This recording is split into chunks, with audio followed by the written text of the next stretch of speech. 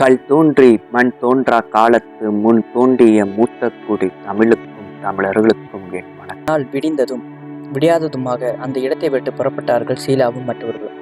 ஆந்தை ஜீப்பை செலுத்தினான். ஆற்றை கடக்க எங்கெல்லாமோ சுற்றி கொண்டு ஜீப்பை செலுத்தினான். இறுதியில் ஒரு பெரிய பாலம் வந்தது. மரத்தினால் கட்டப்பட்ட பாலம் அது. இந்த பாலத்தை கரடனின் ஆட்கள் கட்டியிருக்கிறார்கள். இந்த பகுதியில் வேறு யார் வரப்போகிறார்கள்?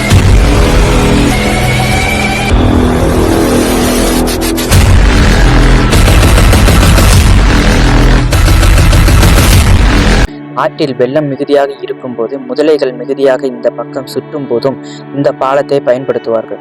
பகைவர்கள் துரத்தி வந்தால் கரடனின் ஆட்கள் பாலத்தை கடந்துவிட்டு பாலத்தை உடைத்து விடுவார்கள். பிறகு சில நாட்களில் மீண்டும் ஒரு பாலத்தை கட்டிக்கொள்வார்கள் என்றான் ஆந்தை. அந்த பாலத்தில் ஜீப் சென்றபோது பாலம் அச்சம் கொடுக்கும் வகையில் ஆடியது. எங்கே பாலம் உடைந்து ஜீப் பாலத்தில் இருந்து தலைக்குப்புற விடுமோ என்று எல்லோரும் அஞ்சினார்கள். ஆந்தை ஜீப்பை மிகவும் மெல்ல ஓட்டினான். பாதி தொலைவு வந்ததும் பாலம் மேலும் ஆடியது. மனிதர்கள் கடந்து போகத்தான் இந்த பாலம், குதிரைகள் மீது கூட போவது ஆபத்து. நாங்கள் இறங்கி நடந்திருக்க வேண்டும். பிறகு நீ ஜீப்பை கொண்டு வந்திருக்கலாம் என்றார் பேராசிரியர் நெல்லைநாயகம். ஆமாம், இப்போதுதான் கவனத்துக்கு வந்தது. நீங்கள் இறங்கி நடந்து போயிருக்க வேண்டும். ஜீப்பின் எடை போதாதென்று உங்கள் எடையும் சேர்ந்து விட்டது என்றான் ஆந்தை. இப்போது இறங்கி விடுகிறோம் என்றாள் ஷீலா மிக அச்சத்துடன். இப்போது எவரும் இறங்காதீர்கள். நீங்கள் இறங்கினால் திடீரென்று பாலம் மேலும் சுலபமாக ஆடும். கீழே பாலம் உடைந்து விழுந்துவிடும் என்றான் ஆந்தை. எல்லோரும் அப்படியே உட்கார்ந்து விட்டார்கள். பாலம் இப்படியும் அப்படியும் ஆடியது. ஜீப் கொஞ்சம் கொஞ்சமாக நகர்ந்த போது மேலும் மூஞ்சலை போல ஆடியது. நான் குதித்து விட போகிறேன் என்றான் கோமான். நீ குதித்தால் என்ன ஆகும் தெரியுமா? உன் மீது ஜீப் விழும், பாலமும் விழும். நீ தப்ப முடியாது. அப்படியே தப்பினாலும் நீரில் உள்ள முதலைகள் உன்னை கடித்து தின்றுவிடும் என்றான் ஆந்தை. இந்த பாலம் உறுதியானது இல்லை என்று முதலிலேயே சொன்னால் என்ன என்று சின்னத்துடன் கேட்டான் கோமான். இந்த பாலத்தின் பக்கம் நான் வருவது இதுதான் முதல் தடவை என்று அவன் சொல்லிக்கொண்டு ஜீப்பை மேலும் செலுத்திய போது பாலம் மடமடவென்று முறியும் ஓசை கேட்டது. உயரத்தில் இருந்த பாலம் மெல்ல மெல்ல அமுங்கியது. இறங்கி கொண்டே வந்தது. பெண்கள் இருவரும் வீல் என்று அலறினர். பாலத்தின் அடியில் மேலும் ஏதோ ஒரு ஓசை. ஜீப் நடுங்கியது. ஆந்தை முழு பலத்துடன் ஆக்சிலேட்டரை அழுத்தினான். ஜீப் நதியில் விழப்போவது உறுதி என்பது தெரிந்ததும் ஜீப்பை விரைவாக செலுத்தி பார்த்து விடுவது என்று முடிவு கட்டி கண்ணிமைக்கும் நேரத்தில் ஆக்சிலேட்டரை ஒரே அழுத்தாக அழுத்தினான். அந்த ஒரு கணத்தில் ஜீப் துள்ளி குதித்தது, பாய்ந்தது. ஜீப் பாய்ந்த விரைவில் அது மறுகரைக்கு வந்துவிட்டது. ஜீப் கரைக்கு தாவிய அதே நேரத்தில் பாலம் முறிந்தது, சரிந்தது, நதியில் வீழ்ந்தது. காற்றில் முறிந்து விழுந்த பாலம் மாற்று வெள்ளத்துடன் அடித்து சென்றது. எல்லோரும் கொஞ்ச நேரம் பேசாமல் வேடிக்கை பார்த்தார்கள். கூண்டோடு கைலாசம் போயிருக்க வேண்டிய நாம் எப்படியோ தப்பினோம் என்றாள் ஷீலா. எவரும் அஞ்ச வேண்டாம். தங்கத்தை நாம் கண்டுபிடிக்கும் வரையில் எவருக்கும் எந்த ஆபத்தும் வராது என்றான் ஆந்தை. பிறகு என்று கொஞ்சம் கேலியுடன் கேட்டுவிட்டு ஒரு மாதிரியாக பார்த்தான் கோமான். தங்கத்தை கண்டுபிடித்த பிறகு நமக்கு எப்படிப்பட்ட ஆபத்து வரும் என்று சொல்ல முடியாது. உதாரணமாக கொள்ளை கூட்டத்தின் தலைவன் கருடன் நம்மை சும்மா விடுவானா என்பது தெரியவில்லை. கருடனுக்கு அடுத்தபடியாக நம்பியார், இவர்கள் இருவரும் போதாதா என்றான் ஆந்தை. வரப்போகும் ஆபத்தை பற்றி இப்போதும் ஒன்றும் பேச வேண்டாம். முதலில் இந்த இடத்தை விட்டு புறப்படுவோம். இங்கு இருந்தாலே எனக்கு மேலும் அச்சமாக இருக்கிறது. ஜீப்பை விடு. மீண்டும் இந்த மாதிரி பாலத்தின் மீதோ ஆபத்து மிகுந்த வழியிலோ எங்களை கொண்டு போகாது என்றாள் ஷீலா. போக போக மேலும் ஆபத்து மிகுந்த வழிதான். அதற்கெல்லாம் 5 நாள் பணக்காரர்களாக முடியுமா என்று சொல்லிவிட்டு ஜீப்பை செலுத்தினான் ஆந்தை. காட்டு வழியாக போவது மிகவும் மோகமாக தான் இருந்தது. சில இடங்களில் வழியே இல்லாமல் மரங்களும் செடிகளும் நிறைந்திருந்தன.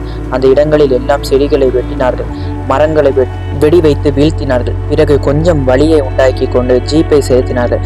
சில கல் தொலைவை கடக்க பல மணி நேரம் ஆயிற்று. இறுதியில் எல்லாரும் களைத்து போனார்கள். இன்று இதற்கு மேல் போக முடியாது. இந்த இடத்தில் இன்று இரவு தங்கிவிடலாம். விடிந்ததும் மீண்டும் நாம் பயணத்தை தொடங்கலாம் என்றான் ஆந்தை. ஆந்தை சொல்வது சரியே. நாம் போய் சேர வேண்டிய இடத்தை மிக நெருங்கிவிட்டோம். என்றாலும் அந்த இடத்தை அடைவது மிகவும் துன்பம். வழியில் மலைகளும் பள்ளங்களும் நிறைந்திருக்கின்றன. நாளைக்கு மீண்டும் புறப்படுவோம் என்றார் பேராசிரியர் நெல்லைநாயகம். மீண்டும் கூடாரங்கள் அமைக்கப்பட்டன. பெண்கள் இருவரும் அடுப்பை மூட்டி சமைக்க தொடங்கினார்கள். அவர்கள் தங்கிய இடத்துக்கு கொஞ்ச தொலைவில் ஒரு மலை தெரிந்தது. அந்த மலையிலிருந்து நீர்வீழ்ச்சி விழுந்து கொண்டிருந்தது. அந்த நீர்வீழ்ச்சியின் ஓசை தொடர்ந்து கேட்டுக்கொண்டிருந்தது. ஆந்தை அந்த நீர்வீழ்ச்சிக்கு போய் குளித்துவிட்டு வர போனான். அவனுடன் கோமானும் சென்றான். நீர்வீழ்ச்சி பக்கத்தில் இருப்பதை போல் ஓசை வந்து கொண்டிருந்ததை தவிர போக போக அது விலகி போய் கொண்டே இருப்பதை போல இருந்தது. கோமானும் ஆந்தையும் பேசிக்கொண்டே நடந்தார்கள். அப்போது திடீரென்று அவர்களை நோக்கி யாரோ வருவதைப் போல இருந்தது. இருவரும் பார்த்தார்கள். செடி கொடிகளின் மறைவிலிருந்து பாய்ந்து வந்தது ஒரு பெரிய கரடி. ஐயோ கரடி, ஓடிவா ஓடிவா என்று கத்திக்கொண்டே கோமானின் கையை பிடித்து இழுத்தபடி ஓடினான் ஆந்தை. அவன் கூடவே ஓடிய கோமான் கரடியை கண்டு இப்படி அஞ்சி ஓட வேண்டுமா, அதை கொல்ல முடியாதா என்றான். துப்பாக்கி இருந்தால் சுட்டு கொள்ளலாம், ஆனால் துப்பாக்கியை நான் கொண்டு வரவில்லை. நானும் தான் என்றான் கோமான். அப்படியானால் விரைந்து ஓடிவா, கரடியிடம் நாம் அகப்பட்டால் அது என்ன செய்யும் என்றான் கோமான். கரடிக்கு மனிதனின் மூளை என்றால் மிகவும் பிரியம். ஆகியால் கரடி எப்போதும் மனிதனின் கழுத்தில் ஒரு போடு போட்டு மூளையை தான் முதலில் எடுக்கும். என்னை போன்ற முட்டாள்களின் மூளையை விட உன்னை போன்ற அறிவு மிகுந்தவரின் மூளைதான் கரடிக்கு மிகவும் பிடிக்கும் என்றான் அந்த கரடி. இருவரை விரட்டென்று விரட்டியது. இருவரும் உயிரை கையில் பிடித்து கொண்டு ஓடினார்கள். கரடியின் விரைவு மிகுதியாயிற்று. பேயை போல் அது ஓடி வந்தது. மரங்களின் இடையில் புகுந்து அது ஓடி வந்தபோது அவர்களால் அதனிடமிருந்து தப்ப முடியாது என்றுதான் தோன்றியது. திடீரென்று வழியில் வட்டமான மணற்பாங்கான ஒரு இடம் தெரிந்தது. சலித்து எடுத்த மெல்லிய மணலை கொட்டி வைத்ததை போல் இருந்தது. அந்த இடத்துக்கு வந்ததும் ஆந்தை கோமானின் கையை பிடித்து வேறு பக்கமாக சுற்றி கொண்டு ஓடினான். வட்டமான மணற்பாங்கான இடத்தில் மறுபக்கம் வந்ததும் திரும்பி பார்த்தான் ஆந்தை. அவர்கள் பின்னாலேயே வந்த கரடி மணலுக்குள் அப்பால் மறுபக்கம் அவர்கள் இருவரும் நிற்பதை கண்டதும் குறுக்கு வழியில் பாய்ந்தது. மணலில் குதித்த கரடியின் கால்கள் பூமியில் புதைந்தன.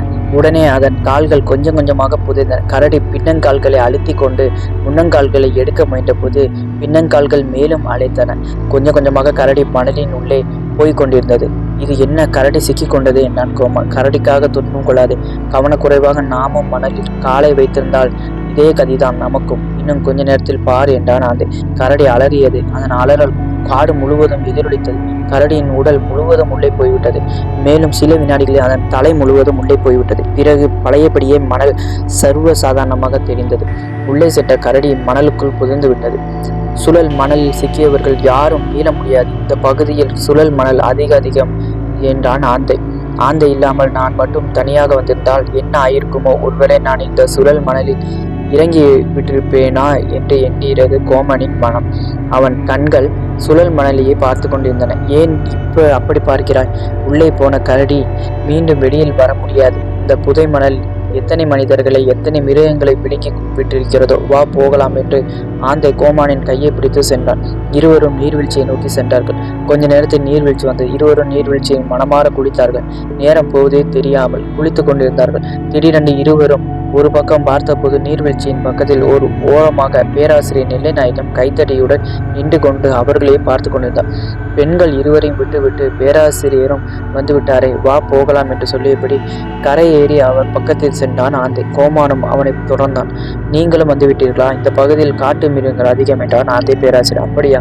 நான் ஒரு மிருகத்தை கூட பார்க்கவில்லை. கொஞ்சம் தொலைவில் நடப்பது என் பழக்கம் அல்லவா, ஆகையால் இப்படி நடந்து வந்துவிட்டேன். நீர்வீழ்ச்சியை பார்த்ததும் எனக்கு குளிக்க வேண்டும் போல் இருக்கிறது. நான் குளித்துவிட்டு வருகிறேன் என்று சொல்லிவிட்டு பேராசிரியர் நிலைநாயகம் உடைகளை கலைந்து விட்டு குளிக்க தொடங்கிவிட்டார்.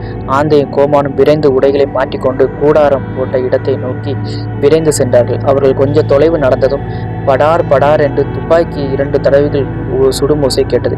2 வேட்டுகளும் பெண்கள் தங்கியிருந்த பக்கம் இருந்து கேட்டது. உடனே இருவரும் மூச்சை பிடித்து கொண்டு ஓடினார்கள். 2 பெண்களும் என்ன ஆபத்தோ என்னவோ 2 வேட்டுகள் கேட்டனவே, யார் சுட்டியிருப்பார்கள் என்று எண்ணியது கோமானின் மனம். ஆந்தை கோமானை விட மிகுந்த விரைவுடன் ஓடினான். அவன் பின்னாலேயே கோமானும் ஓடினான். கூடாரங்களை அடைந்தபோது சீலாவும் சாந்தி விழுந்து சிரித்து கொண்டிருந்தார்கள். சீலாவின் கையில் ஒரு துப்பாக்கி இருந்தது. அது ஆந்தையின் துப்பாக்கி. சீலா, என்ன நடந்தது? எதற்காக சுட்டாய்? என் துப்பாக்கி ஏன் எடுத்தாய் என்றான் ஆந்தை. எங்கள் இருவருக்கும் பொழுது போகவில்லை, சமைத்து முடித்து விட்டோம். நீங்கள் இருவரும் இன்னும் வரவில்லை என்று எண்ணினேன். பேராசிரியரும் எங்கேயோ போய்விட்டார். அப்போது 2 நரிகள் இந்த பக்கம் வந்து எங்களை மிரட்டின. உடனே ஜீப்பிலிருந்து துப்பாக்கி எடுத்து 2 தடவை சுட்டேன். நரிகள் ஓட்டம் பிடித்தன என்றார் ஷீலா. 2 கால் நரிகளா? 4 கால் நரிகளா என்றான் ஆந்தை. 4 கால் நரிகள்தான் என்றாள் சாந்தி. ஆண் நரிகளா பெண் நரிகளா என்று கேட்டான் கோமான். நரிகள் பார்வையை பார்த்தால் ஆண் நரிகள் போலதான் இருந்தன, அதனால் தான் சுட்டேன் என்றாள் ஷீலா. ஆண் நரிகளுக்கு அழகிய பெண்களை கண்டால் கொள்ளை ஆசை, ஆகியால் அவை உங்களை கொஞ்சம் மிரட்டி இருக்கின்றன. நரிகளை ஓடவிட்ட துப்பாக்கி குண்டுகளை வீணடிக்க வேண்டாம் என்றான். 2 தடவைகள் சுடப்படும் ஓசை கேட்டதும் நம் இருவரையும் தான் யாரோ சுட்டுவிட்டார்கள் என்று இருவரும் ஓடி வந்து இருக்கிறார்கள் என்றால் சாந்தி. உண்மைதான் என்றான் கோமான். அவர்கள் பேசிக்கொண்டே இருந்த போதே, என்ன அது, துப்பாக்கி ஆந்தைக்கு வெடிக்கும் ஓசை கேட்டதே என்று கேட்டுக்கொண்டே விரைந்து வந்தார் பேராசிரியர் நிலைநாயகம். சாந்தி நடந்ததை சொன்னது. பேராசிரியரும் விழுந்து வந்து சிரித்தார். நேரம் நழுவி கொண்டிருந்தது. இருட்டியதும் எல்லாரும் உருண்டு விட்டு படுக்க போய்விட்டார்கள். வழக்கம் போல் தனக்கு தூக்கம் வரும் வரையில் தான் விழித்து கொண்டிருப்பதாக ஆந்தை கோமானிடம் சொல்லிவிட்டு துப்பாக்கியுடன் கூடாரத்தின் வெளியே காவல் காத்து கொண்டிருந்தான். புலிகள் உருமம் ஓசையும் அச்சம் தரும் காட்டு பறவைகள் கூச்சம் போடும் ஓசையும் அடிக்கடி வந்து கொண்டிருந்தன. நேரம் போக போக ஆந்தைக்கே மிக அச்சமாக இருந்தது. அவன் ஒரு கையில் மின்பொறி விளக்கையும் மற்றொரு கையில் துப்பாக்கியும் வைத்துக்கொண்டு காவல் காத்து கொண்டிருந்தான். ஹரிக்கேன் விளக்கொன்று 2 கூடாரங்களுக்கு நடுவில் நட்டப்பட்ட ஒரு மூங்கிலின் நுனியில் தொங்கிக் கொண்டிருந்தது. நடு இரவு. ஆந்தைக்கு தூக்கம் கண்களை அழுத்தியது. அவன் மெல்ல கோமானை எழுப்பி காவல் இருக்கும்படி சொல்லிவிட்டு படுத்து கொண்டான். படுத்ததும் உறங்கிவிட்டான். கோமான் ஒரு கையில் மின்பொறி விளக்குடனும் மற்றொரு கையில் துப்பாக்கியுடனும் காவல் காத்திருந்தான். பின்னிரவு 3 மணிக்கு ஆந்தை விழித்து கொண்டான். அவன் கூடாரத்தின் வெளியே வந்து பார்த்தபோது கோமான் மிகவும் சோர்வுடன் காணப்பட்டான்.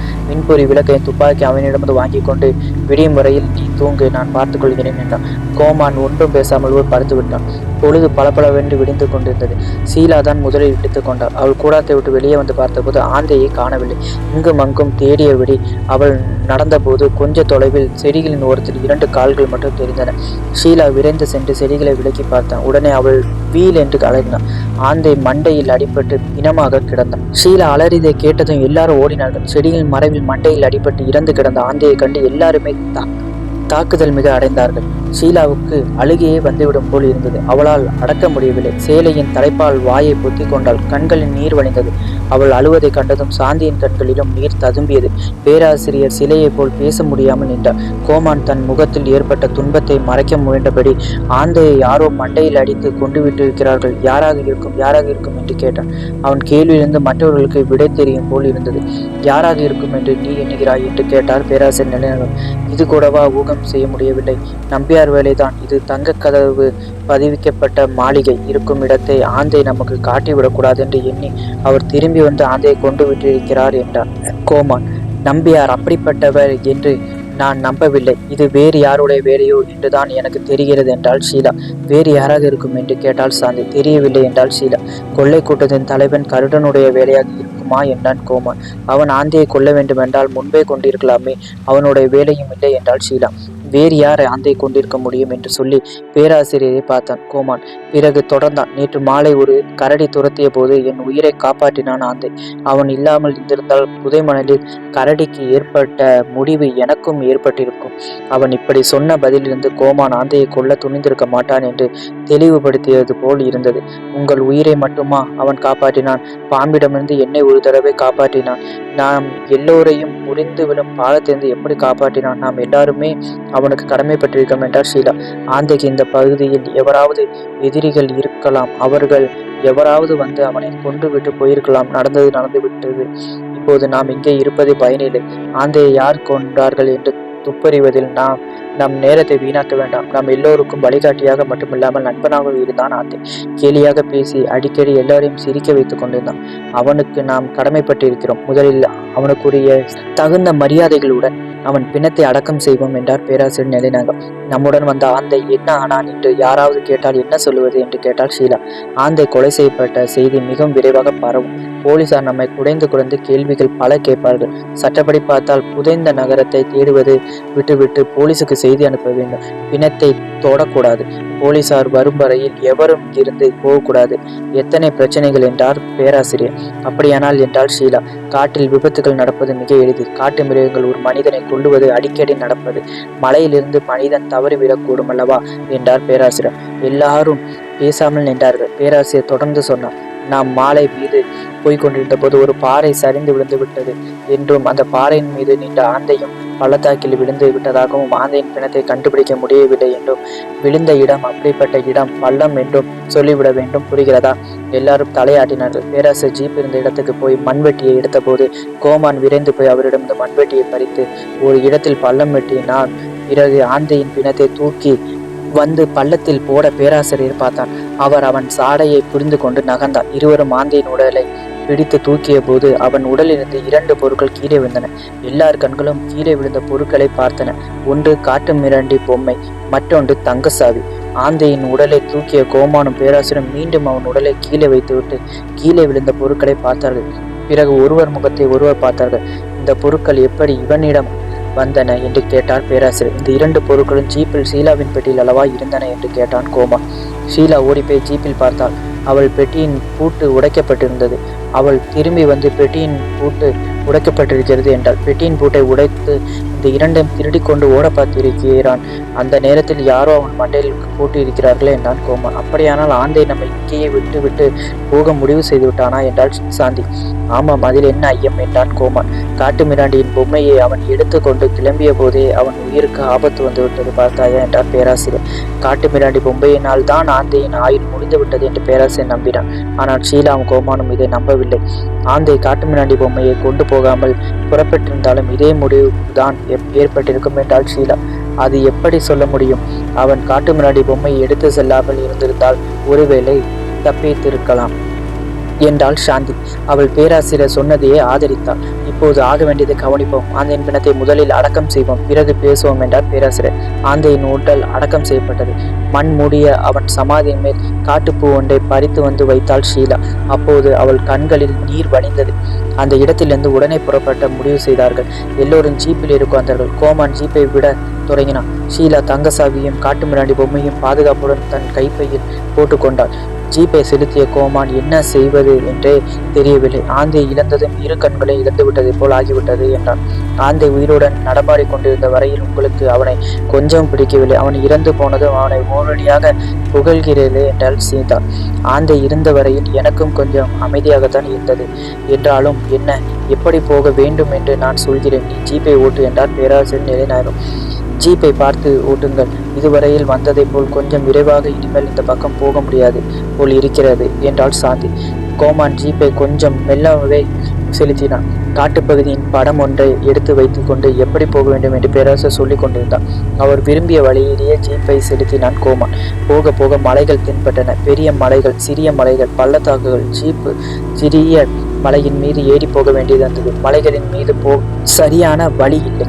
ஆகையால் கோமான் துன்பத்துடன் ஜீப்பை செலுத்தினான். 2 மலைகளுக்கு இடையே உள்ள பள்ளத்தாக்கு போன்ற இடங்களில் ஜீப்பை செலுத்திய போது ஜீப் சில பள்ளங்களில் மாட்டிக்கொண்டது. அப்போதெல்லாம் எல்லாரும் இறங்கி மரத்துண்டுகளையும் கற்களையும் பள்ளத்தில் போட்டு நிரப்பி ஜீப்பை ஒரு வழியாக புறப்பட்டு மேலே வரும்படி செய்தார்கள். மேலும் மேலும் ஜீப்பிலேயே போனால் ஆபத்து என்பதை உணர்ந்து கொண்டார் பேராசிரியர். அவர் சொன்னார், இன்னும் கொஞ்ச தொலைவு போனதும் ஒரு சிறிய ஊர் தென்படும். அந்த ஊரில் ஜீப்பை நிறுத்தி விடுவோம். அங்கு குதிரைகள் கிடைக்கும். 4 குதிரைகளை வாடகைக்கு எடுத்துக்கொண்டு மலைப்பாதையில் போவோம். அந்த பாதையில் ஜீப்போ வண்டியோ போகாது. நடந்து போவதும் இயலாத செயல். ஆந்தை நம்முடன் உயிருடன் வந்திருந்தாலும் இதே யோசனையை தான் சொல்லியிருப்பான். வேறு வழி இல்லை என்றார் பேராசிரியர் நெல்லை நாயகம். எனக்கு குதிரை சவாரி தெரியாதே என்றாள் ஷீலா. யாருக்கு தான் தெரியும்? குதிரை சவாரி தெரியாதவர்கள் கழுதைகளின் மேல் பயணம் செய்வது வழக்கம். கழுதைகள் மெல்ல நடக்கும். குதிரையின் மீது ஒரு நாளில் போக வேண்டிய தொலைவை அடைய கழுதையின் மீது போனால் பல நாட்கள் பிடிக்கும் என்றார் பேராசிரியர் நிலைநாயகம். எல்லாரும் ஒருவர் முகத்தை ஒருவர் மாறி மாறி பார்த்தார்கள். இறுதியில் பேராசிரியர் சொன்னபடியே குதிரைகளின் மீது போவது என்று முடிவு செய்து விட்டார்கள். இறுதியில் ஜீப் ஒரு வழியாக அந்த கிராமத்தை அடைந்தது. இந்த கிராமத்தை விட்டால் இன்னும் பல கல் தொலைவுக்கு வேறு கிராமமே தென்படாது. இங்கே ஜீப்பை கிராமத்தின் எல்லையில் விட்டுவிட்டு புறப்படுவோம். முதலில் குதிரைகளை வாடகைக்கு பேச வேண்டும் என்றார் நெல்லிநாயகம். மிக சிறிய கிராமம் அது. அங்கே வாழ்ந்து வந்தவர்களை பார்த்தால் நாடோடிகளை போல் காணப்பட்டார்கள். ஜீப்பில் வந்த அவர்களை கிராமத்தில் உள்ள ஆண்களும் பெண்களும் வேடிக்கை பார்த்தார்கள். கிராமத்தில் எங்கேயும் குதிரைகள் இருப்பதை போல் தெரியவில்லை. இந்த ஊரில் குதிரைகள் கிடைக்கும் என்று சொன்னீர்களே என்று கொஞ்சம் கோபத்துடன் கேட்டான் கோமான். ஆமாம், குதிரைகளை இவர்கள் நடுத்தெருவில் கட்டி வைப்பார்கள். இதோ வருகிறேன் என்று சொல்லிவிட்டு பேராசிரியர் ஜீப்பிலிருந்து இறங்கினார். கொஞ்சம் தொலைவில் கூட்டமாக நின்று ஜீப்பையை வேடிக்கை பார்த்து கொண்டிருந்தவர்களிடம் நெருக்கி ஏதோ கேட்டார். அவர்கள் ஒருவன் கிராமத்தின் முதலில் இருந்த ஒரு பெரிய குடிசையை காட்டினான். அந்த கிராமத்தில் இருந்தவை அனைத்தனையுமே குடிசைகள். பேராசிரியர் கைத்தொடியுடன் மிக கம்பீரமாக அந்த பெரிய குடிசை நோக்கி நடந்தார். வெளியில் நின்று குடிசைக்குள் எட்டி பார்த்து யாரையோ கூப்பிட்ட வயதான மனிதன் ஒருவர் வெளியில் வந்தான். பேராசிரியை பார்த்துவிட்டு தொலைவில் நின்ற ஜீப்பை அவன் பார்த்தான். என்ன வேண்டும் என்று கேட்டதை போல் தலையை ஆட்டியபடியே கேட்டான், வாயை திறக்காமல். பேராசிரியர் அவனிடம் 4 குதிரைகள் வேண்டும். நாங்கள் 4 பேரும் மலைப்பகுதியை கடந்து போய் புதைந்த நகரத்தை பார்க்க வேண்டும் என்றார். 4 குதிரைகளா என்றான் அந்த மனிதன் வியப்புடன். ஆமாம், விலைக்கு வேண்டாம், வாடகைக்கு வேண்டும். திரும்பி வந்து குதிரைகளை விட்டு ஜீப்பில் போகிறோம். அதுவரை ஜீப்பா அடகு வைக்கப்பட்டதைப் போல் உன்னிடமே இருக்கட்டும் என்றார் பேராசிரியர். அந்த மனிதன் பேராசிரியரின் ஜீப்பையும் ஜீப்பில் உட்கார்ந்தவர்களையும் கொஞ்ச நேரம் மாறி மாறி பார்த்தான். பிறகு குதிரைகள் கிடைக்காது என்று சொல்லிவிட்டு வீட்டிற்குள் போய் கதவை சாத்தி கொண்டான். பேராசிரியர் அப்படியே சிலையை போல் நின்றார். கிராமத்து தலைவனான அந்த மனிதன் குதிரை இல்லை என்றால் வேறு யாரும் குதிரை கொடுக்க மாட்டார்கள் என்பது அவருக்கு தெரியும். பேராசிரியர் சில வினாடிகள் அப்படியே நின்றார். கொஞ்ச நேரம் பொறுத்து கிராம தலைவன் அவனாகவே கதவை திறந்தான் என்று எண்ணினார். ஆனால் அவன் கதவை திறக்கவில்லை. பேராசிரியர் அவனை விடுவதாக இல்லை. அவர் கதவை தட்டினார். மீண்டும் மீண்டும் கதவை தட்டினார். கிராமத்து தலைவன் கதவை திறந்தான். அவன் வெளியே வந்து, உங்களுக்கு குதிரைகளை கொடுத்தால் உயிருடன் திரும்ப வரமாட்டீர்கள். இது எனக்கு தெளிவாக தெரியும். ஆகையால் பேசாமல் நீங்கள் ஜீப்பிலேயே திரும்பி போய்விடுங்கள் என்றான். திரும்பி போகவா? நாங்கள் இவ்வளவு தொலைவு வந்தோம் என்றார் பேராசிரியர் நிலைநாயகம். பிறகு தொடர்ந்து சொன்னார். நாங்கள் புதைப்பொருள் ஆராய்ச்சி செய்ய வந்திருக்கிறோம். எங்கள் ஆராய்ச்சி முடிந்தது திரும்பி வந்து விடுவோம். உன்னுடைய குதிரைகளை திருப்பி கொண்டு வந்து விட்டு ஜீப்பில் திரும்பி போய்கிறோம். கிராம தலைவன் ஜீப்பில் இருந்த பெண்களையும் பார்த்தான். இந்த பெண்கள் கூடவா? வேண்டாம். நீங்கள் தற்கொலை செய்து கொள்ள விரும்பினால்தான் புதைந்த நகரத்தின் பக்கம் போக வேண்டும். வர வர அந்த பக்கம் நிறைய பேர்கள் போக தொடங்கிவிட்டார்கள். போகிறவர்கள் யாரும் உயிருடன் திரும்புவதில்லை என்றார். நாங்கள் திரும்பி வருவோம் என்றார் பேராசிரியர். பிறகு எங்களை தடுக்காதே, உதவி செய்யுங்கள். கால் சட்டை பையிலிருந்து கட்டையாக பண நோட்டுகளை எடுத்து நீட்டினான். கிராம தலைவன் பணத்தை வாங்கவில்லை. இந்த பணத்துக்காக நான் உங்களுக்கு குதிரைகளை கொடுத்து உங்களை கொல்ல விரும்பவில்லை என்றான் அவன் மிக உறுதியுடன். குதிரைகளை கொடுக்க போகிறாயா இல்லையா என்றார் பேராசிரியர் கண்டிப்பான பொருளை. முடியாது என்றான் கிராமத்தில். அப்படியானால் நாங்கள் நடந்தே மலையில் போக போகிறோம். எங்களை யாரும் தடுக்க முடியாது. சரிதானே என்றார் பேராசிரியர். நடந்து போனால் பாதி தொலைவு கூட உங்களால் போக முடியாது. அது பற்றி நாங்கள் துன்பம் கொள்ளவில்லை. நான் வருகிறேன் என்று சொல்லிவிட்டு போக திரும்பினான். கொஞ்சம் நில்லுங்கள் என்றார் கிராம தலைவன். அதை எதிர்பார்த்ததை போல் பேராசிரியர் நின்று திரும்பினான். ஆனால் முகத்தை மட்டும் கடுமையாக வைத்து கொண்டு திரும்பி பார்த்தார். உங்கள் முடிவை மாற்ற முடியாதா என்றான் கிராம தலைவன். முடியாது என்றார் பேராசிரியர். அது உங்கள் தலைவிதி. நான் வேறு என்ன செய்ய முடியும்? குதிரைகளை தருகிறேன். என் குதிரைகளாவது உங்களை பாதுகாப்புடன் கொண்டு வந்து சேர்க்கட்டும் என்றான் அவன். பேராசிரியர் பண நோட்டுகளை அவன் கையில் திணித்தார். எவ்வளவு பணம் என்று கூட பார்க்காமல் அவன் அதை வாங்கி மடியில் சொருகி கொண்டான். பிறகு கூச்சல் போட்டு தன் ஆட்கள் சிலரை கூப்பிட்டான். குதிரைகளுக்காக கட்டப்பட்டு இருந்த லாயத்தில் ஜீப்பை விட்டுவிட்டு 4 குதிரைகளின் மீது அவர்கள் புறப்பட்டார்கள். குதிரைகளா? அவை பார்ப்பதற்கு கழுதைகளைப் போல் இருந்தன. அவை விரைவாக ஓடுமா என்று தெரியவில்லை. ஆளுக்கு ஒரு குதிரை மீது ஏறி உட்கார்ந்தார். வழி அனுப்ப வந்த கிராம தலைவனிடம் ஷீலா கேட்டார். இந்த குதிரைகள் விரைந்து ஓடுமா? மிகவும் விரைவாக ஓடாது. ஆனாலும் பழுவை சுமந்து கொண்டு மலைகளின் மீது எவ்வளவு தொலைவு வேண்டுமானாலும் போகும். விரைந்து செல்லும் குதிரைகள் பழுவை சுமக்காது. இரண்டாவதாக, உங்கள் மூட்டை முடிச்சுகளை வைத்து கட்டினால் சும்மா நிற்காது, துள்ளி குதிக்கும். உங்களால் கட்டுப்படுத்த முடியாது என்றான் கிராம தலைவன். புரிகிறது, நாங்கள் வருகிறோம் என்று சொல்லிவிட்டு 2 கால்களாலும் குதிரையின் பக்கவாட்டில் தட்டினாள். குதிரை கனைத்து விட்டு கழுதை ஓடுவதைப் போல் ஓடத் தொடங்கியது. இதை போலவே மற்றொருவன் தட்டினார்கள். மற்ற குதிரைகளும் ஓடின. திடீரென்று கோமானின் குதிரை ஓடத் தொடங்கியது. கோமான் தவறி கீழே விழுந்து விட்டான். குதிரை விரைந்து ஓடத் தொடங்கியது. ஷீலாவும் சாந்தியும் கோமான் விழுதை பார்த்து கூச்சல் போட்டார்கள். பேராசிரியர் திரும்பி பார்த்து குதிரையை நிறுத்தினார். மற்றவர்களும் நிறுத்தினார்கள். கிராமத்து ஆண்கள் கோமான் விழுவதை பார்த்து கேலியுடன் சிரித்தார்கள். கிராமத் தலைவன் சிரிப்பவர்களை கொஞ்சம் சினத்துடன் பார்த்தான். மற்றவர்கள் சிரிப்பது நின்றது. ஒரு மனிதனை ஓடிப்போய் குதிரையை பிடித்து வரும்படி சொன்னான். உடனே அவன் குதிரையை விட விரைந்து போய் குதிரையை பிடித்து கொண்டு வந்தான். திடீரென்று குதிரை இப்படி பாயும் என்று நான் எதிர்பார்க்கவே இல்லை என்று சொல்லிக்கொண்டே மீண்டும் குதிரை மீது ஏறி உட்கார்ந்தான் கோமான். பெண்கள் கூட விடவில்லை. நீங்கள் விழுந்து விட்டீர்களே, இந்த குதிரையை கூட ஓட்டத் தெரியவில்லை என்றால் நீங்கள் இங்கேயே நின்று விடுவதுதான் நல்லது என்றான் கிராம தலைவன் கொஞ்சம் இரக்கத்துடன். குதிரை சவாரி செய்து நாளாகிவிட்டது. யானைக்கும் அடிசறக்கும் அல்லவா என்றான் கோமான் சிரித்து கொண்டே. ஷீலா மிக வியப்புடன் தன் கண்களையே நம்ப முடியாமல் கோமானையே பார்த்து கொண்டிருந்தாள். கோமானுக்கு உண்மையிலேயே குதிரை சவாரி தெரியும். எத்தனையோ முரட்டு குதிரைகள் மீது ஏறி அவன் சவாரி செய்ததை அவள் பார்த்திருக்கிறாள். இப்போது கோமானுக்கு என்ன வந்துவிட்டது? அவள் ஒன்றுமே பேசாமல் குதிரையை மீண்டும் தட்டிவிட்டாள். இப்போது ஷீலாவின் குதிரை விரைந்து முன்னால் பாய்ந்து சென்றது. அதைத் தொடர்ந்து பேராசிரியர் குதிரையும் 3வதாக சாந்தியின் குதிரையும் ஓடின. கோமானின் குதிரை கடைசியாக ஓடியது. முன்னால் சென்ற ஷீலா சினத்துடன் மிக விரைவாக குதிரையை செலுத்தினான். கோமான் கொஞ்சம் கொஞ்சமாக விரைவை மிகுதிப்படுத்தினான். கடைசியில் போய்கொண்டிருந்த அவன் சாந்தியும் பேராசிரியும் தாண்டி கொண்டு ஷீலாவை பிடிக்க துரத்தினான். ஷீலாவை பிடிக்க முடியவில்லை. ஆனாலும் கோமான் விடவில்லை. கொஞ்சம் கொஞ்சமாக கோமான் ஷீலாவை நெருங்கினான். சினத்துடன் சென்ற ஷீலா கோமான் தன்னை நெருங்கியதும் தான் சிரித்தாள். குதிரைகள் களைப்படைந்து விட்டன. குதிரைகளின் உடம்பு முழுவதும் வேர்வையால் நனைந்திருந்தது. பேராசிரியர் நிலைநாயகம் மற்றவர்களிடம் சொன்னார், குதிரைகள் களைப்படைந்து விட்டன. இங்கே எங்கேயாவது கொஞ்ச நேரம் தங்கி களைப்பாரி விட்டு 2 மணி நேரம் கழித்து புறப்படுவோம். அப்படியே ஆகட்டும் என்றாள் ஷீலா. மற்றவர்களும் தலையசைத்து ஒப்புதலை தெரிவித்தார்கள்.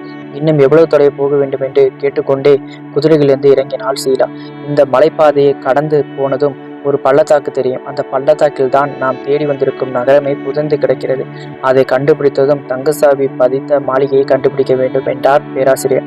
எல்லாரும் குதிரைகளை விட்டு இறங்கினார்கள். குதிரைகளை பக்கத்தில் இருந்த மரங்களுடன் சேர்த்து கட்டிவிட்டு கொஞ்ச நேரம் பேசி கொண்டிருந்தார்கள். கொஞ்ச நேரம் பொறுத்து ஷீலா பைனாக்குலரை எடுத்த மலையின் மீதிருந்து பார்த்தார். ஆகா, அதோ பார், மலையிலிருந்து நீர்வீழ்ச்சி விழுந்து கொண்டிருக்கிறது. அவ்வளவு அழகாக இருக்கிறது என்றார். அவளிடமிருந்து பைனாக்குலரை வாங்கி பார்த்த சாந்தி, எனக்கு அங்கே போய் குளிக்க வேண்டும் போலிருக்கிறது. நான் குளித்து விட்டு வருகிறேன் என்று சொல்லிவிட்டு புறப்பட்டார். தனியாகவா போகப் போகிறாய் என்றாய் கோமான். நீயும் வருகிறாயா என்று ஷீலாவை பார்த்து கேட்டாள் சாந்தி. நான் வரவில்லை, நீ போய் குளித்து விட்டு வா. அதற்குள் நான் இந்த பகுதியின் படத்தை பார்த்து புதைந்த நகரத்தை பற்றி மேலும் ஏதாவது உண்மைகள் கிடைக்கின்றனவா என்று பார்க்கிறேன் என்றாள் ஷீலா. அப்படியானால் நான் தனியாக போய் வருகிறேன், எனக்கு ஒன்றும் அச்சமில்லை என்று சொல்லிவிட்டு விறுவிறு என்று நடந்தாள் சாந்தி. என்னுடைய துணிச்சல் என் மகளுக்கும் வந்துவிட்டது என்று சொல்லிவிட்டு மெல்ல சிரித்தார் பேராசிரியர் நிலைநாயகம். மறைந்த நகரம் இருந்த பகுதியில் படத்தை வைத்துக்கொண்டு நீண்ட நேரம் கூர்ந்து ஆராய்ந்து கொண்டிருந்தாள் ஷீலா. பேராசிரியம் கோமானும் ஏதோ பேசியபடி ஒரு பக்கம் உட்கார்ந்திருந்தார்கள். கொஞ்ச நேரம் பொறுத்து ஷீலாவுக்கும் அச்சம் புகுந்து கொண்டது. சாந்தி தனியாக போய்விட்டாலே, நாமும் கூட போயிருக்கலாமே என்று எண்ணியபடி ஷீலா பைனாக்குலரை எடுத்து பார்த்தார். நீர்வீழ்ச்சியில் தண்ணீர் விழுந்த இடத்துக்கு கொஞ்சம் தள்ளி சாந்தி குளித்து கொண்டிருந்தாள். இந்த உலகத்தையே அவள் மறந்து சின்ன பிள்ளையை போல் நீச்சல் அடித்து குளித்து கொண்டிருந்த போது நாமும் போகவில்லை என்ற ஏக்கம் வந்தது ஷீலாவுக்கு.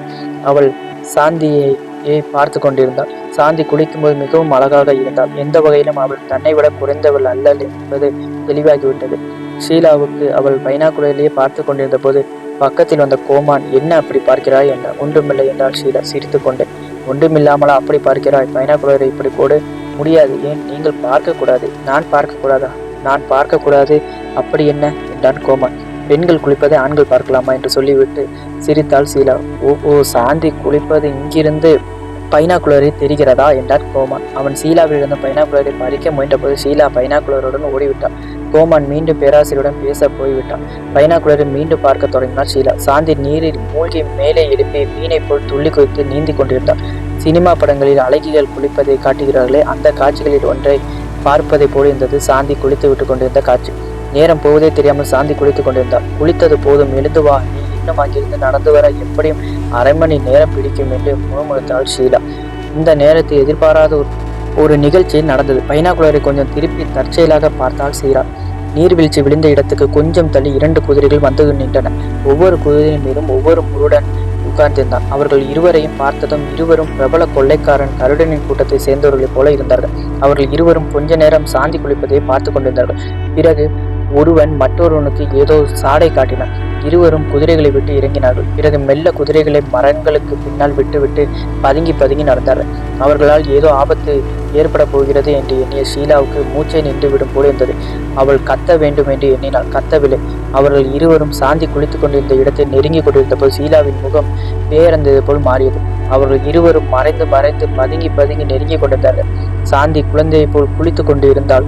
ஷீலா வீல் என்று கத்திவிட்டு சாந்திக்கு ஆபத்து, விரைந்து வாருங்கள் என்று சொல்லியபடி குதிரையை நோக்கி பாய்ந்தாள். அவளை தொடர்ந்து கோமானும் பேராசிரியரும் தங்களுடைய குதிரைகளை நோக்கி பாய்ந்தார்கள். முதலில் ஷீலாவின் குதிரை தான் பாய்ந்து ஓடியது. கொஞ்சம் பின்னால் கோமானும், அதற்கு பின்னால் பேராசிரியரும் வந்து கொண்டிருந்தார். நீர்வீழ்ச்சி விழுந்து கொண்டிருந்த இடத்தை ஷீலா அடைந்த போது அவளுக்கு ஏமாற்றமே காத்திருந்தது. சாந்தியை காணவில்லை. பக்கத்தில் சாந்தியுடன் ஆடைகள் எங்கேயாவது இருக்கிறதா என்று பார்த்தார். சாந்தியின் ஆடைகளையும் காணவில்லை. தொலைவில் எங்கேயோ குதிரைகள் ஓடும் ஓசை கேட்டது. ஷீலா உடனே அந்த பக்கம் தன் குதிரையை விட்டார். ஆனால் சாந்தியை கடத்தி போனவர்கள் எப்படி போனார்கள் என்று தெரியவில்லை. அவள் குதிரை ஓடிய போது மற்ற குதிரைகள் ஓடிய ஓசை கேட்கவில்லை. அவள் குதிரையை நிறுத்திவிட்டு உற்று கேட்டபோது எங்கேயோ தொலைவில் குதிரைகள் ஓடும் ஓசை கேட்டது. ஷீலா குதிரையை நிறுத்திவிட்டு உற்று கேட்டபோது குதிரையின் ஒலி மிக பக்கத்தில் கேட்டது. கோமானும் பேராசிரியர் அவள் பக்கத்தில் வந்தார்கள். சாந்தியை காணவில்லை என்றான் கோமான். 2 பேர்கள் வந்து குளித்து கொண்டிருந்த சாந்தியை கடத்தி கொண்டு போய்விட்டார்கள். அவளை என் கண்ணால் நான் பார்த்தேன். அவர்கள் இருவரும் கருடன் கூட்டத்தை சேர்ந்த கொள்ளைக்காரர்களைப் போல் இருந்தார்கள் என்றாள் ஷீலா. இருக்கலாம், கருடனை நம்புவதற்கு இல்லை. கருடனை நம்பி ஆந்தையே அவனுடைய ஆள்கள் தான் கொண்டிருக்க வேண்டும். இப்போது சாந்தியை கடத்தி கொண்டு போய்விட்டார்கள். புதையலை நாம் நெருங்க நெருங்க ஆபத்துகள் மிகுதியாகின்றன என்றான் கோமான். பேராசிரியர் நெடுநாயகம் கொஞ்ச நேரம் ஒன்றும் பேசவில்லை. தம் மகள் மறைந்து விட்டதால் அதிர்ச்சி அடைந்தவரை போல் காணப்பட்ட அவர் எல்லா பக்கங்களையும் பார்த்தார். பிறகு சொன்னார், சாந்தியை கடத்தி போனவர்கள் கரடனின் ஆட்கள் என்றால் எப்படியும் அவளை கண்டுபிடித்து விடலாம். நாம் கண்டுபிடிக்க முடியாவிட்டாலும் அவள் எப்படியும் தப்பி வர முயற்சி செய்வாள். சாந்தி தப்பி வந்து விடுவாளா என்று மிக ஆவலுடன் கேட்டாள் ஷீலா. தப்பி வர முயற்சி செய்வாள், ஆனால் அவள் உயிருடன் வந்து சேர வேண்டும் என்றார் பேராசிரியர் நிலைநாயகம். இப்போது நாம் என்ன செய்யலாம்? சாந்தியை தேடி புறப்படலாமா என்றார் கோமான். வேண்டாம், முதலில் மறைந்த நகரத்தை கண்டுபிடிப்போம். நாம் வந்த வேலையை விட்டுவிட்டு சாந்தியை தேடும் வேலையில் ஈடுபட்டால் நாம் தோல்வி அடைவோம். திட்டப்படி போய் சேர வேண்டிய இடத்தை போய் அடைவோம் என்றார் பேராசிரியர். அவர் இப்படி சொன்னது ஷீலாவுக்கு கோமானுக்கும் தாக்குதலை தந்தது. இப்படியும் ஒரு தந்தை இருப்பாராம், மகள் போனாலும் குற்றமில்லை, புதையலை கண்டுபிடிப்பார் என்கிறாரே என்று எண்ணி வியந்தது ஷீலாவின் மனம். பேராசிரியர் எப்படிப்பட்டவர் என்பதை புரிந்து கொள்ள முடியவில்லையே என்று எண்ணி துடித்தது கோமானின் மனம். ஷீலா கொஞ்ச நேரம் சிந்தித்தாள். அவளுக்கு ஒன்றும் புரியவில்லை. இப்போது நாம் என்ன செய்யலாம் என்று கேட்டாள் ஷீலா பேராசிரியை பார்த்து. நமது திட்டத்தில் எந்த மாறுதலும் வேண்டாம். இங்கேயே திட்டப்படி களைப்பாரி விட்டு புறப்படுவோம். நாம் புறப்படுவதற்குள் சாந்தி திரும்பி வந்தால் சரி, இல்லாவிட்டால் அவளை தேடுவதை பிறகு வைத்துக் கொள்வோம் என்றார் பேராசிரியர். பிறகு என்றால் எப்போது என்று கேட்டாள் ஷீலா. நமது வேலை முடிந்தவுடன் என்றார் பேராசிரியர். அதாவது தங்கத்தை கண்டுபிடித்து முடித்த பிறகு இல்லையா என்றான் கோமான். ஆமாம், உங்களுக்கு கொஞ்சமும் பாசம் என்கிற உணர்ச்சி இல்லையா என்று கேட்டான் கோமான். பாச உணர்ச்சி இல்லாமல் இல்லை, ஆனால் நாம் சாந்தியை தேடி புறப்பட்டால் தவறான வழியில் போய்கொண்டிருக்கின்றோம் என்றுதான் என் உணர்வு சொல்கிறது என்றார் பேராசிரியர். பிறகு ஆந்தை இறந்தவுடன் என்ன செய்தோம்? புதைந்த நகரத்தை தேடுவதை விட்டுவிட்டு திரும்பிவிட்டோமா? இல்லையே, ஆபத்து மிகுந்த வேலையில் ஈடுபடும் போது செயலில்தான் கடமையை காட்ட வேண்டும் என்றார் பேராசிரியர்.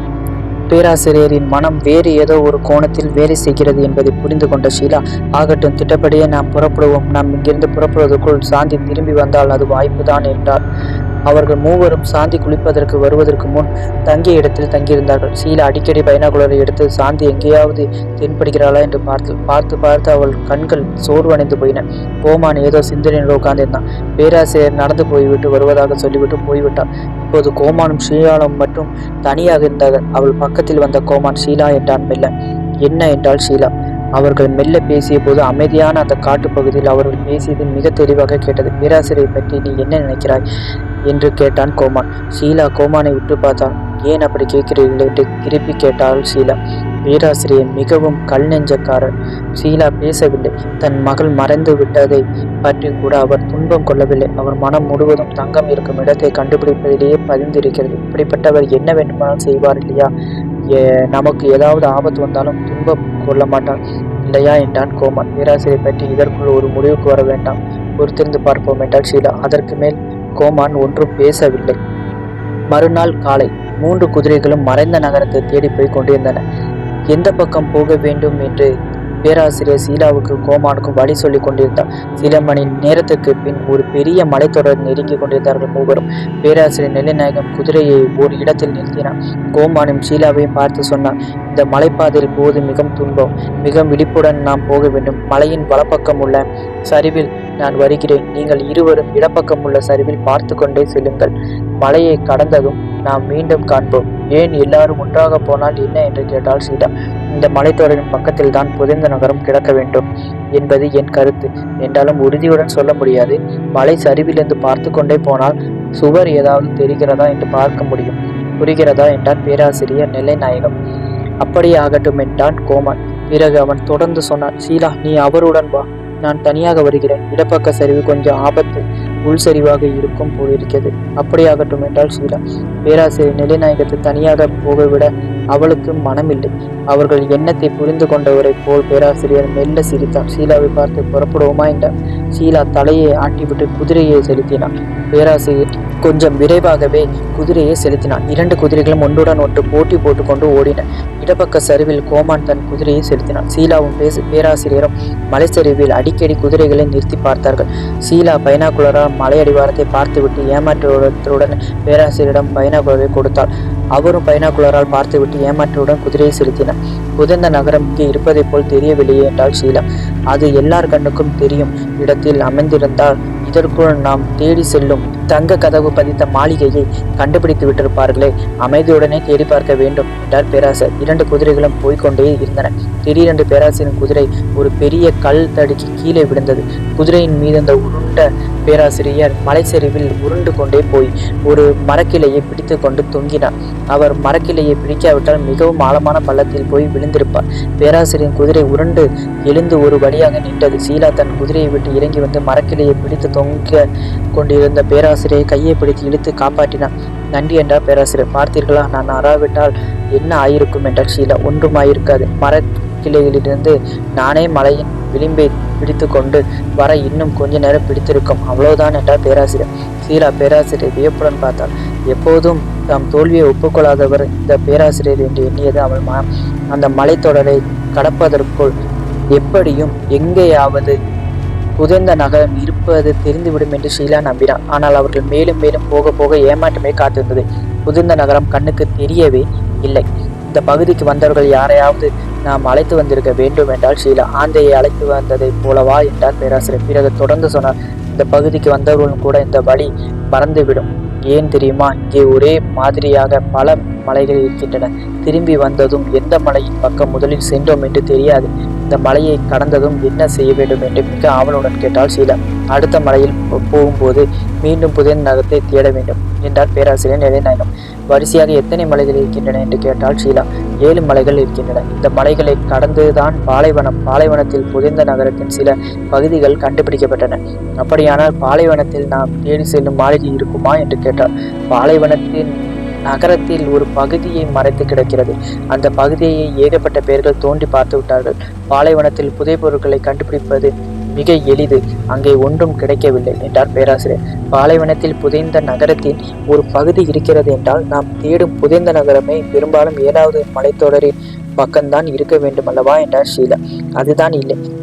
பூகம்பத்தில் பூமியே புரண்டு விடுகிறது. அப்படி ஒரு பகுதி புரளும் போது நகரமே பிளவுபட்டு வெவ்வேறு இடங்களில் புதைந்துவிடும். புரிகிறதா என்ற பேராசிரியர் நிலைநாயகம். இருவரும் மலையை கடந்த ஒரு பள்ளத்தை அடைந்தார்கள். ஆனால் கோமான் அவர்கள் போன இடத்தை வந்து அடையவில்லை. இருவரும் அவனுக்காக நீண்ட நேரம் காத்திருந்தார்கள். கோமான் வரவே இல்லை. கோமான் இன்னும் வரவில்லையே, கோமானுக்கு ஏதாவது ஆபத்து ஏற்பட்டிருக்குமோ என்று கேட்டாள் ஷீலா. கொஞ்ச நேரம் சிந்தித்த பேராசிரியர், தங்கசாவி யாரிடம் இருக்கிறது என்று கேட்டார். ஷீலாவுக்கு தூக்கி வாரி போட்டது. தங்கசாவி கோமானிடம் இருந்தது. ஷீலா விழிப்புடன் பார்த்துவிட்டு பேராசிரியர் நெல்லைநாயகத்தை பார்த்து சொன்னாள், தங்கசாவி கோமானிடம் இருக்கிறது. அது மட்டுமல்ல, காட்டுமிராண்டி பொம்மையும் கூட அவரிடம்தான் இருக்கிறது. தங்கசாவியும் காட்டுமிராண்டி பொம்மையும் ஒரு பையில் போட்டு கட்டினேன். அந்த பை கோமானின் குதிரையின் மீது கட்டப்பட்டிருக்கிறது. பொறுத்திருந்து கோமான் வருகிறானா என்று பார்ப்போம். அவனை தேடிக்கொண்டு போவதென்றால் அந்த பாதை மிகவும் ஆபத்தானது. நான் மட்டும்தான் போக வேண்டும். உன்னை இங்கே விட்டுவிட்டு போக வேண்டும். உன்னை தனியாக விட்டு போவது இப்போது நல்லதல்ல என்றார் பேராசிரியர் நெல்லைநாயகம். இருவரும் காத்திருந்துதான் மிச்சம். கோமானை காணவில்லை. வழியில் ஏதாவது என்று இழுத்தாள் ஷீலா. ஒன்றும் ஆயிருக்காது. தங்கசாவி கோமானிடம் இருப்பதால் ஐயப்பட வேண்டியது இருக்கிறது. புதைந்த நகரத்தை வேறு நெருங்கிவிட்டோம் இல்லையா என்றார் பேராசிரியர் நிலைநாயகம். ஒருவேளை மலையின் அந்த பக்கம் புதைந்த நகரத்தை கோமான் கண்டுபிடித்து விட்டாரா என்னவோ என்றாள் ஷீலா. புதைந்த நகரத்தை கண்டுபிடித்து விட்டிருந்தால் இதற்குள் 2 மடங்கு விரைவாக இங்கே வந்திருக்க வேண்டாமா என்றார் பேராசிரியர் நிலைநாயகம். ஒருவேளை அவர் மலையிலிருந்து இறங்கி பார்க்க போயிருக்கலாம் என்றாள் ஷீலா. அவளுக்கு நேரமாக ஐயம் வந்தது. அவள் பேராசிரியரின் முகத்தை பார்த்தாள். பேராசிரியர் கடிகாரத்தை பார்த்து, எதற்கும் ஒரு வரைமுறை உண்டு. இன்னும் 5 நிமிஷங்கள் பார்ப்போம். வராவிட்டால் கோமான் தங்கசாவியுடன் வேறு பக்கமாக போய்விட்டான் என்றுதான் முடிவு செய்ய வேண்டும் என்றார். விபத்து நடந்திருந்தால் என்றாள் ஷீலா. அது அவன் தலைவிதி என்றார் பேராசிரியர். பேராசிரியரின் பேச்சு ஷீலாவுக்கு மிக அச்சத்தையும் வியப்பையும் கொடுத்தது. எவ்வளவு கல்நெஞ்சக்காரர் இந்த பேராசிரியர் என்று எண்ணியது. அவள் மனம் தம் மகள் மறைந்து விட்டதை பற்றி கூட அஞ்சவில்லை, துன்பம் கொள்ளவில்லை. தங்கத்தை கண்டுபிடிப்பதிலே கண்ணும் கருத்துமாக இருக்கிறார். ஆந்தை கொல்லப்பட்ட போதும் அவர் துன்பம் கொள்ளவில்லை. மேலே தொடர்ந்து போக வேண்டும் என்றார். இப்போது ஷீலாவின் மனம் சிந்திப்பதை நிறுத்திவிட்டு அவள் மனதில் அச்சம் படர்ந்து மறைந்தது. ஆழம் தெரியாமல் இறங்கிவிட்டோம். இனி பூகம்பத்திலிருந்து தப்புவது எளிதல்ல என்று முடிவு செய்தது அவள் மனம். அவளுக்கு தானே தங்கத்தை கண்டுபிடிக்க ஒரு புது வெறியுடன் புறப்பட்டாள். கோமான் காதலை விட தங்கத்தை கண்டுபிடிப்பதில் தான் அவள் முழு முயற்சியில் ஈடுபட்டது. இதை அவள் மறந்து விட்டாளே. 2 நிமிஷங்கள் ஓடிவிட்டன. நீங்கள் சொன்னபடி 5 நிமிஷங்களுக்குள் கோமான் வராவிட்டால் என்ன செய்யலாம் என்கிறீர்கள் என்றார் ஷீலா. திட்டப்படி நாம் புறப்படுவோம். புதைந்த நகரத்தை கண்டுபிடித்து புதையலை கண்டுபிடிப்போம். புரிகிறதா என்றார் பேராசிரியர். தங்கசாவி இல்லாமல? தங்கசாவி இருந்தால் தங்க கதவை திறக்க முடியும். இல்லாவிட்டால் பூட்டை வெடிவைத்து உடைப்போம். தங்கசாவினால் வேறு என்ன லாபம்? தங்கசாவினால் வேறு என்ன லாபம் என்று அவர் கேட்டபோதுதான் தூங்கிக் கொண்டிருந்த அவள் மூளை விழிப்புட்டது. உண்மையில் இதுவரை ஒன்றும் லாபம் இல்லை, நஷ்டம்தான். தங்கசாவி திருட்டு போனதால் தான் ஆந்தையின் உதவி தேவைப்பட்டது. தங்கசாவி திரும்ப கிடைத்ததும் தங்கத்தில் ஒரு பங்கை திருடர்களுக்கு கொடுக்க ஒப்புக்கொண்டாள். இது இழப்பு தானே. ஆந்தை இறந்து விட்டான். ஆந்தை உயிர் பெற்று வந்து பங்கு கேட்கப் போவதில்லை. ஆனால் அவனை அனுப்பிய திருடர்கள் கூட்டம் அப்படி இருக்குமா? ஆந்தையை வேண்டுமென்றே கொலை செய்து விட்டதாக எண்ணுவார்கள். அதே நேரத்தில் திரும்பி போகும்போது எப்படியும் மடக்கி விடுவார்கள். திரும்பி போவது அவ்வளவு எளிதல்ல. சாவி திருட்டு போன போது அது இல்லாவிட்டால் என்ன என்று ஏன் விட்டுவிடாமல் போனோம் என்று சிந்தித்தது அவள் மனம். அப்போது அவள் மனம் புதிய கோணத்தில் வேலை செய்தது. இதுவரையில் புரியாத ஓர் உண்மை இப்போதுதான் மனதில் மின்னலை போல் பளிச்சிட்டது. அவள் பேராசிரியர் முகத்தை பார்த்தாள். பேராசிரியர் கடிகாரத்தை பார்த்து கொண்டிருந்தார். இன்னும் ஒரு நிமிஷமே இருந்தது. ஒரே ஒரு நிமிஷம். இந்த ஒரு நிமிஷத்துக்குள் கோமான் வரவிட்டால் நாம் புறப்பட வேண்டியதுதான் என்றார் பேராசிரியர். ஒரு நிமிஷமும் ஓடிவிட்டது. கோமானை காணவில்லை. பேராசிரியர் திரும்பி சீலாவை பார்த்தார். புறப்படலாம் என்றார் கண்டிப்பான குரலில். அப்போது குதிரை ஒன்று விரைந்து ஓடி வரும் ஓசை தொடர்ந்து கேட்டது. அந்த ஓசை அவர்களை நோக்கித்தான் வந்து கொண்டிருந்தது. வந்தவன் கோமான். ஷீலாவும் பேராசிரியர் திரும்பி பார்த்தார்கள்.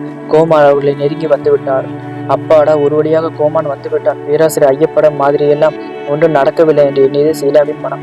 பேராசிரியர் நிலைநாயகம் மெல்ல சிரித்தபடி கோமானை பார்த்தார். நல்லவே சரியான நேரத்தில் வந்து சேர்ந்தார். இன்னும் கொஞ்சம் தாமதமாக நீ வந்து விட்டிருந்தால் எங்களை பார்த்திருக்க முடியாது என்றார். அப்படியா?